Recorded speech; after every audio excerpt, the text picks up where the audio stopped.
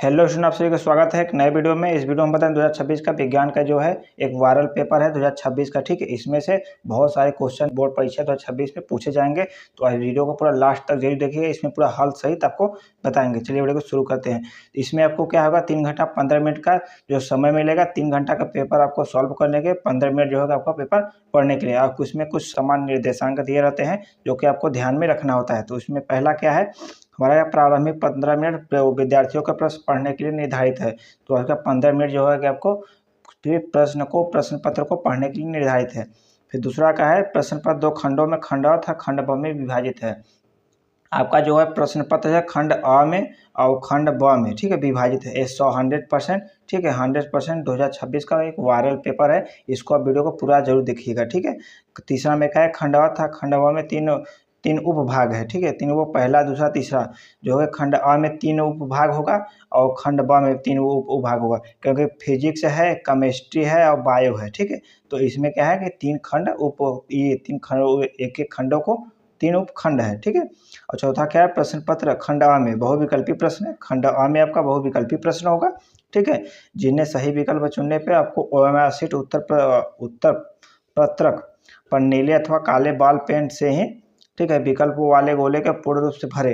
OMR sheet उत्तर पत्रक पर उत्तर देने के पश्चात उसे काटे नहीं, इरेजर अथवा वाइटनर का प्रयोग न करें। आपको एक बार जैसे मान लीजिए इसे मार्क कर दिए, ठीक है, ऐसे गोला भर दिए, उसमें गोला भरने के लिए आप मार्क भर दिए या तो चिन्ह लगा दिए, तो ठीक है, तो उसमें अब क्या होगा कि आपको काट पीट बिल्कुल भी नहीं करना है। ठीक है, काट भी नहीं करना, नहीं वाइटनर का प्रयोग, जो लगा दिए वो लगा, सिर्फ काले और नीले बॉल पेन का ही भी प्रयोग करना है। ठीक है। पाँचवा हमारे का क्या है कि खंड में बहुविकल्पी प्रश्न होते, प्रत्येक प्रश्न के लिए 1 अंक निर्धारित है। जो आपका बहुविकल्पी प्रश्न है वह उसमें आपको हल करने पर 1 नंबर मिलेगा। उसको हल करने का आपको 1 नंबर सिर्फ मिलेगा। और खंड ब में वर्णनात्मक प्रश्न है। खंड ब में आपका जो है वर्णनात्मक, मान लीजिए लघु हो गया, दीर्घ हो गया और अति लघु हो गया, ये 3 प्रश्न आपका वर्णनात्मक हो गया। फिर हमारा 7वां क्या है, प्रत्येक प्रश्न के सम्मुख अंक निर्धारित है। जो है प्रत्येक प्रश्न के जो अंक है उसका सम्मुख निर्धारित होगा। मान लीजिए 1 नंबर का 1 नंबर आगे और लिखा होगा, 2 नंबर का 2 नंबर का, 4 नंबर का 4 नंबर का, ऐसे आपको उसके सामने जो है अंक उसका निर्धारित होगा।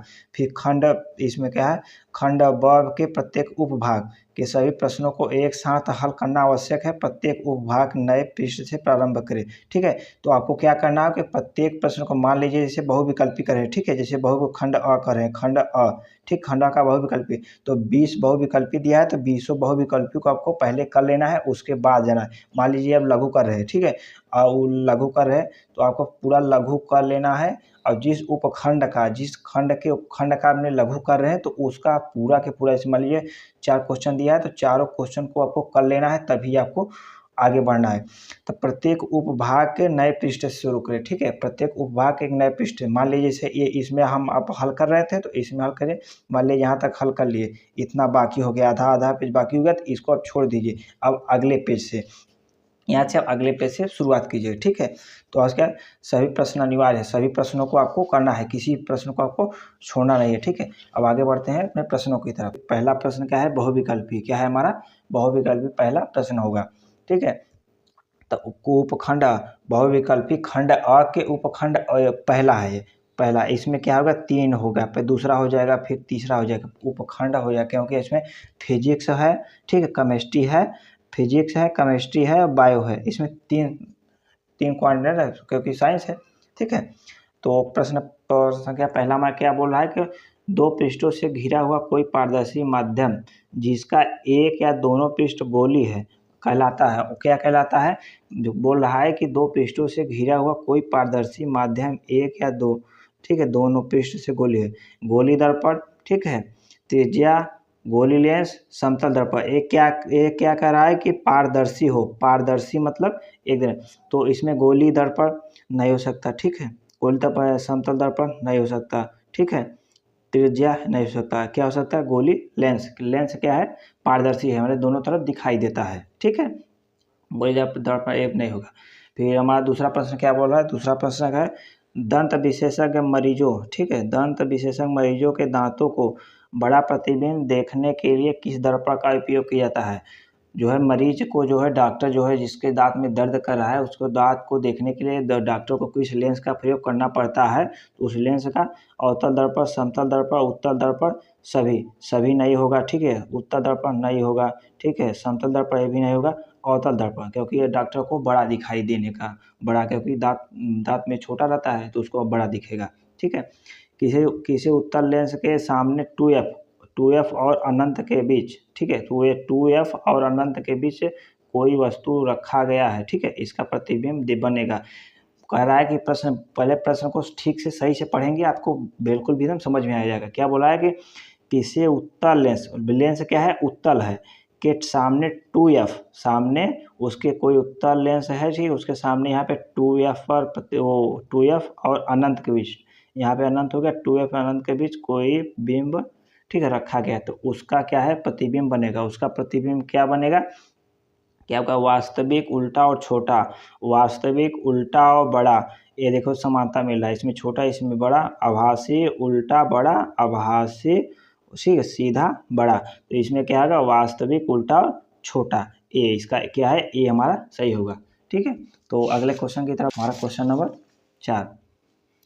तो हमारा क्वेश्चन नंबर 4 क्या कह रहा है कि मानव नेत्र अभिनेत्र लेंस की फोकस दूरी को समायोजित करके विभिन्न दूरियों पर रखी वस्तुओं को फोकसित कर सकता है, ऐसा हो पाने का कारण।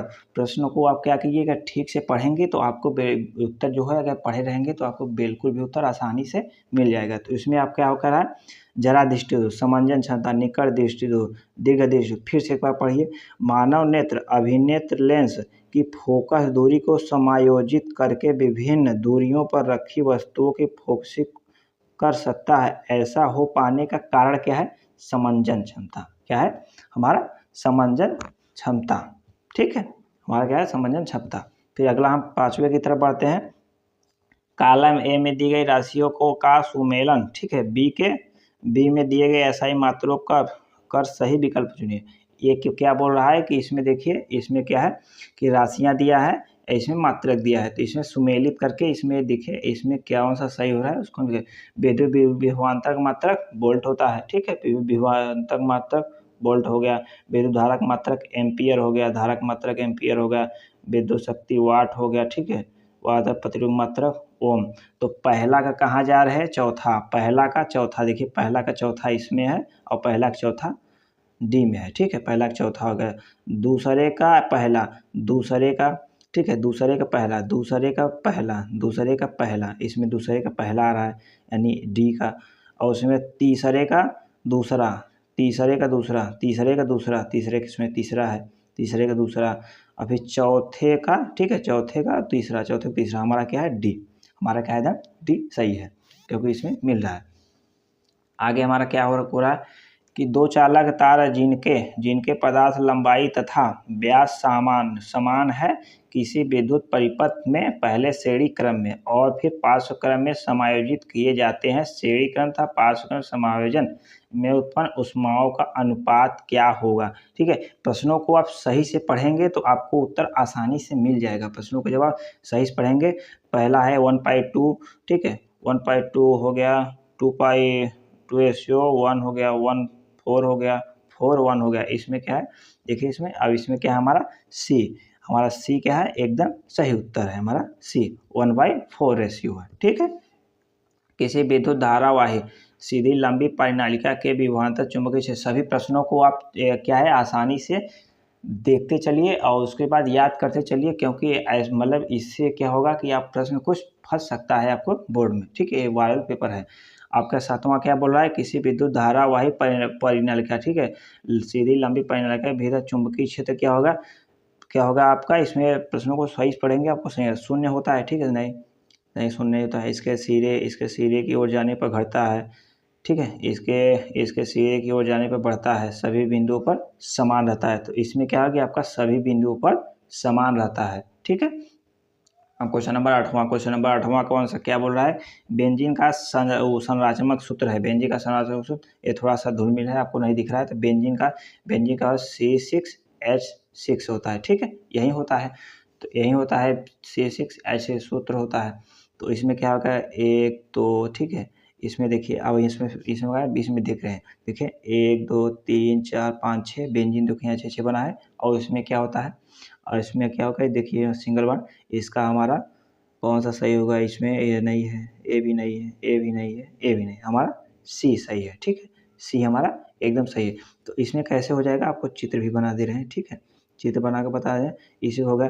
ठीक है, इसे मिल जाएगा यहाँ पे C6 हो गया, हाइड्रोजन हाइड्रोजन हाइड्रोजन, इधर है हाइड्रोजन, इधर भी हाइड्रोजन, इधर भी हाइड्रोजन, यहाँ पे हाइड्रोजन मिल जाएगा। ठीक है, हाइड्रोजन का बॉन्ड भी बन गया। ठीक है, यहाँ पे एक छोड़कर एक छोड़कर एक छोड़कर एक, यहाँ भैया अब ऐसा सूत्र कहाँ है, इसका है सी। तो वह बेंजीन का ये सूत्र बन गया। एक छोड़कर यहाँ पे भी देखिए डबल बॉन्ड। ठीक है, डबल बॉन्ड और double bond, single bond single bond single bond, तो हमारा सी एकदम सही है। तो हमारा इसमें सी बेंजीन का जो बोला था बेंजीन का, ये सी हमारा सही है।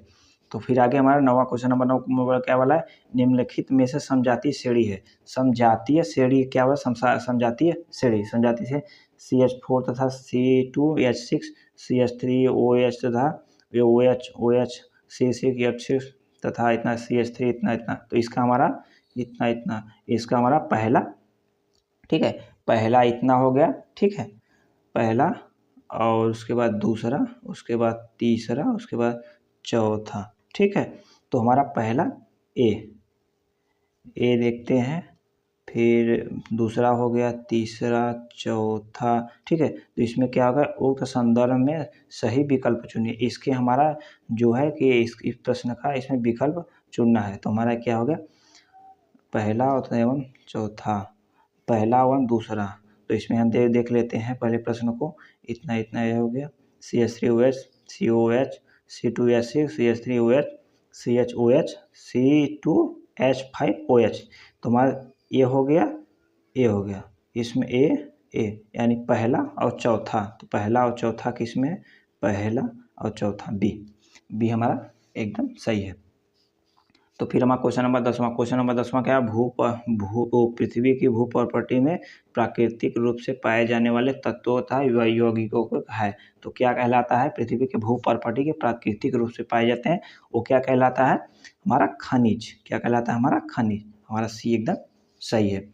फिर हमारा 11वां क्वेश्चन क्या बोल रहा है, दांतों को क्षय कब प्रारंभ होता है, दांतों का क्षय हमारा कब प्रारंभ होता है, मुंह का pH 5.5 से अधिक, मुंह का pH 5.5 से कम होने पर, मुंह का pH 7 होने पर, इनमें से कोई नहीं।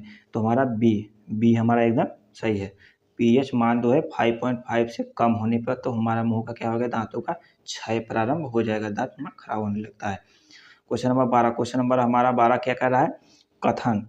अभिकथन पहला है कि जिंक सल्फ्यूरिक अम्ल के साथ अभिक्रिया कर जिंक सल्फेट तथा हाइड्रोजन गैस बनाता है, यह एक विस्थापन अभिक्रिया है। ठीक है, चलिए इसको हम सुन लें। अब तर्क क्या कर रहा है, तर्क हमारा जिंक ऑक्सीजन के साथ अभिक्रिया कर जिंक ऑक्साइड बनाता है। ठीक है, तो हमारा जिंक सल्फ्यूरिक अम्ल के साथ अभिक्रिया कर, ठीक है, जिंक सल्फेट तथा हाइड्रोजन गैस बनाता है।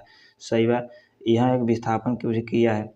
तो हमारा कथन और देख लेते हैं ऑप्शन, और इसका अभिक्रिया का जिंक ऑक्साइड बनाता है। दोनों कथन तथा तर्क सही है, तथा तर्क अभिकथन सही स्पष्टीकरण है। ठीक है, हमारा बी क्या कर रहा है, अभिकथन पहला था, तर्क दूसरा, दोनों सही है, परंतु तर्क अभिकथन का स्पष्टीकरण नहीं है। बी हमारा हो गया। सी हमारा का अभिकथन पहला है, ए भी नहीं है, ए भी नहीं, हमारा क्या है, पहला नहीं, हमारा बी एकदम सही है। क्या कहा, अभिकथन तथा तर्क दोनों सही है, परंतु अभिकथन का स्पष्टीकरण नहीं करता है। ठीक है, क्योंकि यहाँ देखिए जिंक सल्फ्यूरिक अम्ल अभिक्रिया के सल्फेट जिंक सल्फेट तथा हाइड्रोजन गैस बनाता है। सही है, जिंक ऑक्सीजन के साथ अभिक्रिया के जिंक ऑक्साइड बनाता है। सही, तो हमारा बी क्या कह रहा है कि अभिकथन तर्क सही है दोनों, परंतु अभिकथन स्पष्टीकरण नहीं करता है। ठीक है, क्वेश्चन नंबर 13 हमारा क्या बोल रहा है कि निम्नलिखित रासायनिक समीकरण को पूरा कीजिए। निम्नलिखित रासायनिक समीकरण को NaOH से इतना बना रहा है, तो इसमें क्या कीजिए, NaOH इतना बड़ा, तो इसमें से अब NaOH निकाल दे दीजिए। तो NaOH हम निकाल दे रहे हैं, प्लस क्या बचेगा, CH3। ठीक है, इसमें क्या बचेगा, CH3 निकल गया, फिर C हो गया, फिर इसी, फिर ये दोनों ओ निकल जाएगा, इसमें से ओ देखिए यहाँ पे एक चला गया है, एच इसमें से एक निकाल दिए, एच हो जाएगा, तो यहाँ सल्फ्यूरिक क्या हो जाएगा CH3COH। देखिए ऐसे प्रश्नों को आसानी से बन जाता है। हमारा 13 क्वेश्चन नंबर 13 है। और क्वेश्चन नंबर 14 की तरफ चलते हैं।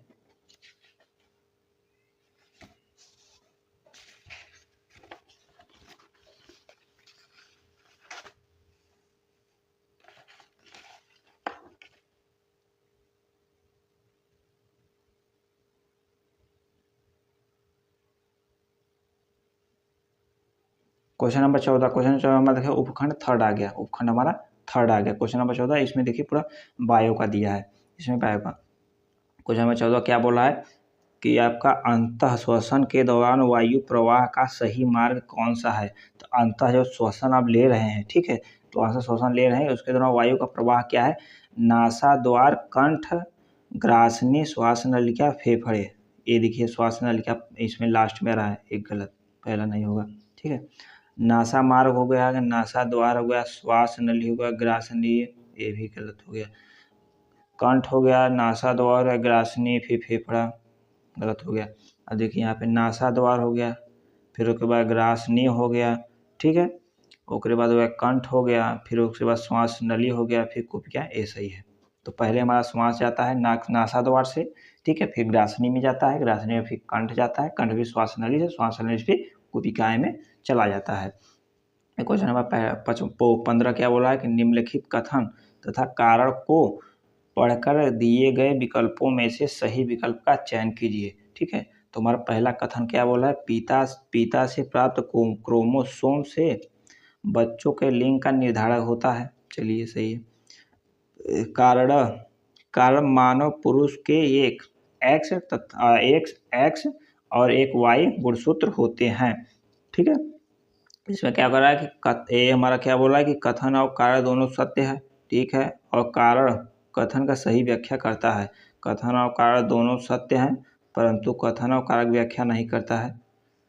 कथन और कारण सत्य है, तो हमारा पहला क्या है, एकदम सही है, हमारा पहला एकदम हमारा सही है। फिर उसके बाद क्वेश्चन नंबर 16, क्वेश्चन नंबर 16 क्या बोल रहा है, क्वेश्चन नंबर 16 हमारा है विद्युत आवेश के प्रवाह की सही दिशा क्या है।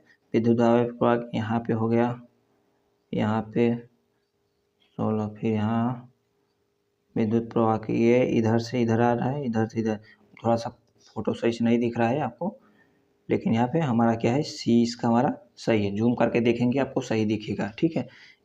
यहाँ से इधर है, क्या क्या आ रहा है, विद्युत आवेश का प्रयोग, आवेश का इधर से इधर जाता है, इधर से इधर, इधर से इधर, इधर से इधर, सही है, ठीक है। थोड़ा जूम करके देखेंगे तो आपको सही दिखेगा। थायरॉक्सिन, ठीक है, थायरॉक्सिन के बारे में कौन सा कथन सही है। बोला कि थायरॉक्सिन के बारे में कौन सा, थायरॉक्सिन के संश्लेषण के प्रवाह के लौ एक्स होता है। हमारा बी क्या है, यह शरीर के कार्बोहाइड्रेट, प्रोटीनों एवं और वसाओं के उपाचयन का नियम करता है, नहीं। थायरॉक्सिन के संश्लेषण थायराइड ग्रंथि के आयोडीन की आवश्यकता होती है, ठीक है, आयोडीन की आवश्यकता ये भी नहीं है। थायरॉक्सिन पायरोसिन हार्मोन भी होते हैं, नहीं, हमारा ये सही है 17 का, ये हमारा एकदम बिल्कुल भी सही है। तो इन सारे प्रश्नों को आप क्या कीजिएगा, कंठस्थ कर लीजिए, क्योंकि इससे प्रश्न बहुत आपका आएगा। क्वेश्चन नंबर हम 18 देखते हैं।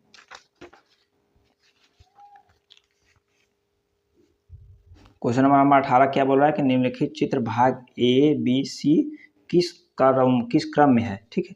ABC आपका किस क्रम में है, देखिए ABC किस क्रम में है। तो एक रहा है बीजपत्र, प्रांकुर और मुंकुलन, ठीक है, हमारा A दे दिया है, B दिया है, C दिया है, ठीक है। तो हमारा A दिया है, B दिया है, C दिया है, ठीक है। A प्रांकुर हो गया, ठीक है, प्रांकुर हो गया, ठीक है, A प्रांकुर हो गया, बीज पात्र हो गया, ठीक है, बीज पात्र हो गया, ठीक है, बीज पात्र हो गया, फिर मूलांकुर हो गया, ये बीज पात्र मूलांकुर हो गया। तो हमारा क्या हो रहा है, ए हो जा रहा है प्रांकुर, यहाँ हमारा 18 का सी, ठीक है, प्रांकुर मूलांकुर बीज, मूलांकुर बीज पत्र और प्रांकुर बीज पत्र प्रांकुर, और नहीं, हमारा सी एकदम सही है, ठीक है। जनन जनन की अलैंगिक विधि से उत्पन्न संतति एवं परस्पर अधिक समानता, ठीक है, होती है क्योंकि, ठीक है, होती है क्योंकि 19 का है क्वेश्चन नंबर 19। ये हमारा क्या बोल रहा है, अलैंगिक जनन जनन में ही केवल एक जनक भाग लेता है, ठीक है। अलैंगिक जनन में शामिल होने पर अलैंगिक जनन में और लैंगिक जनन की समानता लैंगिक जनन जनन के बाद होता है। और इसका हमारा क्या बोला है, पहला कि अलैंगिक जनन में ही केवल एक जनन भाग होता है, चलिए सही है। अलैंगिक जनन में युग्मक शामिल नहीं होते हैं। अलैंगिक जनन की लैंगिक जनन से पहले होता है, अलैंगिक जनन लैंगिक जनन के बाद होता नहीं। हमारा पहला और दूसरा, पहला दूसरा क्या है, ए, सही है। 20वां का है, एक आहार श्रृंखला में तीसरे पोषीय स्तर पर हमेशा कौन होता है, तीसरे पोषीय स्तर पर कौन होता है, हमारा मांसाहारी प्राणी। तीसरे पोषी पर मांसाहारी, शाकाहारी सर्वाहारी और मांसाहारी, ठीक है।